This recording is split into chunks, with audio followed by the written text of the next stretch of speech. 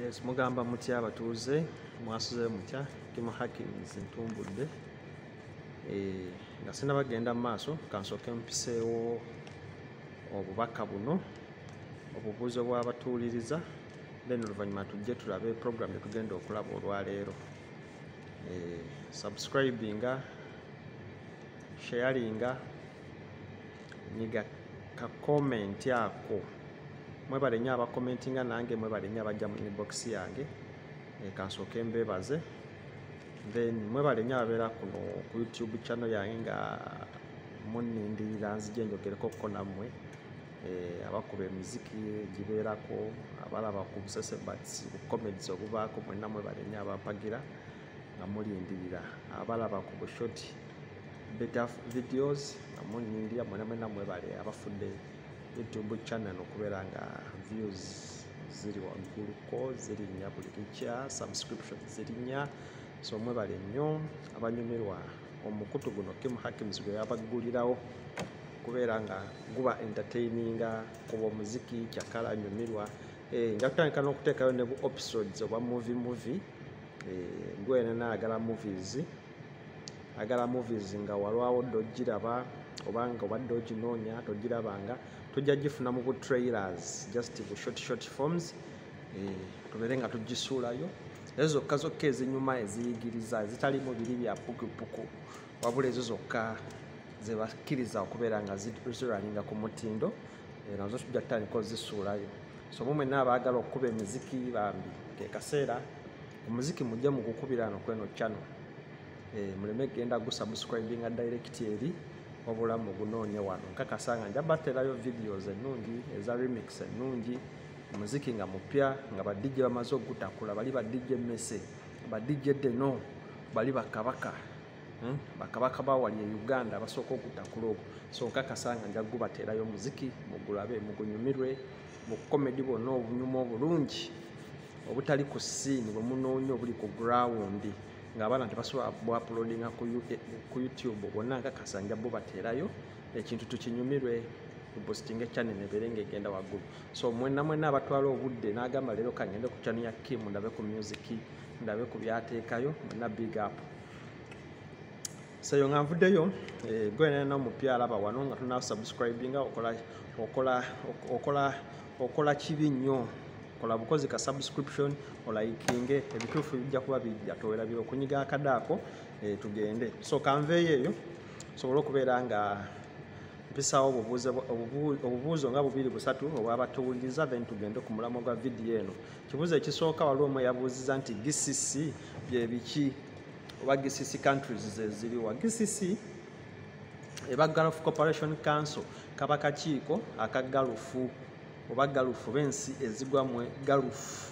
So zirinamu akakiiko, so nga ensi ezo olina okubeera ng'ozimanyi era omanyi n'akakiiko biki ebikolebwamu. Akakiiko ako katuula ne beerondamu ensi ezasalawo okubeera nga zitambulira mu kakiiko ako. Akakiiko ako nga kalwaninga politically, economically ne socially. Ensonga zaako nga beetwalira wamu, bakkaanya, bakola buli kimu, bakkiriziganya mu cultures, bakkiriziganya mu byensuubuligana, bakkiriziganya mu by'obukulembeze. Jjukira obukulembeze wa wano bwaba monarchies, bwa nsikirigano, bwa kabaka asikire kabaka. So kati GCC ensi ezo ezafaayo ne zigenda mu olwo olukiiko, tulinamu Saudi Arabia nga ye walina ekitebe ekikulu eky'olukiiko luno mu Riyadh, then ne tubeeramu UAE, ne tubeeramu Oman, ne tubeeramu Qatar, ne tubeeramu Bahrain, ne tubeeramu ne Kuwait. Ngambye Saudi Arabia, Oman, UAE, Qatar, Kuwait ne Bahrain. Zezo ensi ezikola GCC. Ensi ezo zikolaganira wamu okubeera nga zitambuza emirembe gyazo. Tonyiiza ensi emu endala n'olowooza nti onoddukira mu nsi endala n'ekuwa kye tuyita amnesty n'ekwaniriza. Ensi emu tesobola kwaniriza ng'emu waginyiizizza unless nga tonnaba kuteekebwako kigundi. Bakiyita batya kino kyebayita batya Oluganda lutuufu, kiringi, kyebagamba nti nno wuuyo mukwate, kyebayinza okuyita ekikooyi. Baba tebakusibyeko kikooyi my friend, kwegamba oli criminal ng'ensi ekunoonya tosobola genda mu nsi emu endala ng'olina omusango gw'obazizza mu ndala n'olowooza nti ojja kufunayo judging. So ensi ezo muzeegendereze mwenna abazikoleramu mukakase nti muli under one teeka era obeera ng'olina idea emu endala oba tosobola kubeera nga okola ki omenya amateeka g'ensi endala n'olowooza nti ejja kukola ki ejja kukuwagira. Eyo no secrets eyo kanveeyo. Waliwo omulala yabuuzizza ekibuuzo ekikwatagana ku kayembe agamba Kim jangu ontangaaze ku kigambo ekiyitibwa kayembe. Akayembe ke kaki mwezi ensi eza GCC? Lwaki ndese ekibuuzo kya GCC n'enkigatta n'akayembe wano wali omulamwa gwa sinema oba wano wali omulamwa gwa programu eno? Akayembe ke kaki mwana wattu? Gwenno we tuwogera kayembe tetutegeeza ono mango juice gwe tunywa gwe tujja mu supermarkets, tetutegeeza ono juice gwe weekamulira owa mango oba ow'omuyembe gwonywa. Kayembe tutegeeza ziri ebifo biri ebyenkangaali omukulu we tubeera eri ewaffe e Uganda byabadde akyataddeko nati, ebifo byabadde akyagadde. In other words gaba mabaala. Nga gabeera amabaala ekigambo kimanyikiddwa nnyo kisawundinga nnyo ku ludda olwaffe, naye eno bakigandawaza ne bakisuusuwaza ne basobola okyambika okibikkiriza ne bakiteeka mu eyo fomati eyokiyita akayembe. So nga biki ebikolebwa mu kayembe? Omwana yambuziza ekibuuzo yambadde andi serious nanga Akimu yangu ogaziye ensonga eyo. Akayembe ako ne bed space bye bimu kuba nakolako ku programu ya bed space. Omwana yannumbye n'angamba Kim nkolera programu nga yange ku bwange ekwatagana ku bintu ebyo sibitegeera bye biki bimbuzaabuza akayembe bed space bye biki? Akati no mwana attu olwaleero kagobako leero nzize okutottolera ebintu ebyo mbikwawulire. Ebintu ebyo tebikwatagana. Akayembe tebangako bed space kubanga yebambye abadde abikola ki abigatta wamu, tebangako bed space. Akayembe nkugambye bye bifo ebisanyukirwamu oba ebifo bibanyweramu enkangaali. Ng'enkangaali eyo we tuba nga tunuludde mu UAE enywebwa mu ma hotels gali ago waggulu ga 6 stars. Kale enywebwa bokka abalina omusolo gwayo oba abakkirizibwa oginywa. Naye kyagambibwa nti oba bo babakkiriza oginywa nga ba high class ate olwoffe bano ab'owansi kiba bisaati abasookerwako. Kale abaana bakitwegguba batandika okutambuza enkangaali eyo nga bagenda ne bagigula mu aga amaduuka amanene ne bagikkiriza wansi ne bagenda mu supermarkets okubeera nga enkangaali eyo bagigula n'ogitambuza ne mwana wattu omuyaye n'amala akusanga nayo. So abaana bakitwegguba gye bali enkangaali bagitambuliza ddala ne bagituusiza ddala ne mu room mwe basula oba mutuyinza okuyita mu bed spaces zaabwe. Kyokka nga ate mu bed spaces zaabwe oluvannyuma ne bakolamu bu special rooms obwe tuyita obuyembe. Obuyembe bwava mu bu special rooms ne zifuukira ddala ga special rooms n'osanga ekifo nga tuyinza ogiyita villa oba apartment ng'eriko rooms nga 3 naye nga waliwo specific room nga ko kayembe. Nga kayembe ako ng'era woolaba ekibaala ky'e Uganda nga kirimu buli kimu kakati nga ne kali kayembe kyokka nga ate wali emabbali waliwo bed spacing. Nga kati gwe wojja ng'oli mugwira bakulaga bulazi nti wano tusulawo eri living free room. Kumbe living free room ng'ate ye wali kaavugiddewa we banyenyeza ekiwato. Ebyo byonna bikolebwa kiro nga tewali alaba. Jjukira UAE oba mu Dubai ebintu ebyo bagamba nti emisana bibikkeko then olweggulo byabuluze. Kwegamba emisana bakibikkako then olweggulo ne bakyabuluza kubanga ekigulira magala eddiba kiba kyabisseeko. Kati nno ne bano abaana be batyo babikola sinsi nti bo bakola na bizinensi bagamba tebajja na bikola kiro wokka. So n'emisana bikolebwa ddala. Kati gwe emisana oyinza okujja ne bakugamba nti eyo bed space kumbe waliwo living free room nga ke kayembe.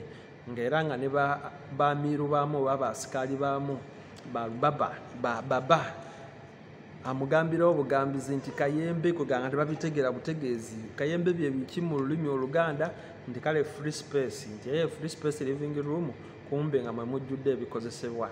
So kyekyo mwana wattu Kayembe gwe kitwale nti kibaala, kitwale nti kifofo kiri free. Abagangayizi baba bamaze okuganga walamu, so babeera bazina. So ekifo ekyo kiba kyetoleddwa entebe zisofaazi nga oba omaze okugangayirwamu ozinye then oluvannyuma osobola okubeera ng'otulamu eyo bisofaazi n'obeera ng'onyumirwa. So mubeeramu basaavaazi ababeera nga bo strictly gwe mulimo gwabwe, naye ebyo byonna babikolera mu bunkenke obw'ekika ekyowaggulu. Obunkenke obw'ekika ekyowaggulu such that nti ekizimbe ekiba kiri ku raid nga kiwambiddwa oyinza okulaba nti buli omu arisikinga okutaasa obulamu, abayita mu madirisa okubeera nga tebakusanga naki nga oli mu kifo ekyo. So akayembe keeko. So kawukanira ne bed space. Bed space kifo kya kusulamu nga we nakinnyonnyola. Nkakasa nga oba bw'alaba video yange ya bed space eyo ddayo oginnyonnyoke bulungi then ojawule Kayembe. Naye at the end of the day bagenda ne bamixinga abalabi oba ne baconfusing nga ba confusing mukwano gwange gwe gwenziramu kati ne baconfusing gwe nolowooza nti oba Akayembe ke kamu ne bed space. So akayembe ako kuliko n'ekifo kiri ekya doctors who ekikubiro wali banneeko nga bo strictly nga ye ava ku mutala guli najja n'abeera ku mutala ogweno nga ze yazze kwekolera gijje esosolo waaka. So kyekyo ekiri eyo UAE obulamu bungi naye manya ekiri atabaala kyekirya n'oyo ataasigadde waka kubanga mu buli ngeri sente oba wazezikola kakasa nti nno zizzaayo oba kakasa nti ojja n'ozigaba naye nga toweetisse nawookeera wa kino ekirwadde kitambuza abantu olusogonyo. So UAE ekimu ku bisatu obifuna either ofuna sente zo n'ozizze waka nga wazikima, ekyokubiri oyinza okuddayo ng'oli mwavu, oba ekyokusatu oyinza okuddayo nga yeggoomu ku mbuyaga ezikunta. So kati mayindinga obulamu bulye ne kakasa nti tebukulya. Kakasa enjawulo eri wakati w'ebyo ebintu bisatu. Kakasa nti si buli akulaga ID nti ddala aba mukozi nga mukebere. Bangi nnyo abatambulira mu IDs nga bambi bo batunda byabwe. So tobeeranga oli n'akulimba nti mukozi wa kampani era mukebere mulamu nnyo ne ID agirina, kumbe ayagala kutwala wa ssenkaaba. Ngamba gwe omwana omupya yakayingira mu system nga gw'owulira tosobola kukola ki kusiba musipi gwo gw'owansi ng'omusipi gw'owulira eva gukutaabuseeko nti ebbugu mulingi, olina okubeera ng'omusipi ogusumuludde ofune ku fresh air mufune naye ng'okakasizza gakuweebwa munno sijja bisa mu lwanjwa bwe njogera bwe nto nkakasa oba omanyi. So yawula akayembe kawule ku bed space okawule ne mubiri ebifo biri eby'omu ddeyiro eri wansi. Abaana bannekolera gyange ba pro liars gye babeera batambula kitundu ku kitundu, bitundu ku bitundu, nsi ku nsi okubeera nga batambuza emirimu gyabwe. Streets babaako beekolera ebyabwe bannekolera gyange banneeko. So babeeramu ebyo ebifo Kayembe bed space. Then abakulaakulanyeemuko nga bo ba professionals bazimbira ddala ebifo ebyakabi ne bafunira ddala za apartments ne babeera ne zivira ng'agipangisa yannyini bisumuluzo ng'era yabeera ku appointments akuba busimu nga mujjira mu line akugamba obudde bwosebo obudde buli booked noonyayo obudde obulala sooka ogende ku holding kuba to fixing obudde obulala nga y'omu yafixing obudde yasavinga bakasitoma sinakindi yennyini Kayembe. So nkulabula Dubai amasanyu mangi ne kakasa nti amasanyu tegakulya. Oba ajja kunoonya ssente zikwate ozizzeeyo, oba wajja kulya bulamu bulye ne kakasa nti toddayo ng'oli mulwadde. Kim Hakims nkomyawo tusinkane enkya mu programu eddako. See you, mbaagala nnyo. Nga sinaba kuva wano nja kukubiriza okusubscribinga gwe natanaba kusubscribinga, nkukubirize okusharinga information eri wano oba owulira nti oyagala okubeera nti tusensitizinga eggwanga nkukubira okulikinga bambi commentinga namba zange ziba ziyitako osobola okujja mu inbox nobaako kyombuuza kyonna kyemba sikonyeeko oba kyoyagala nkugendere mu details.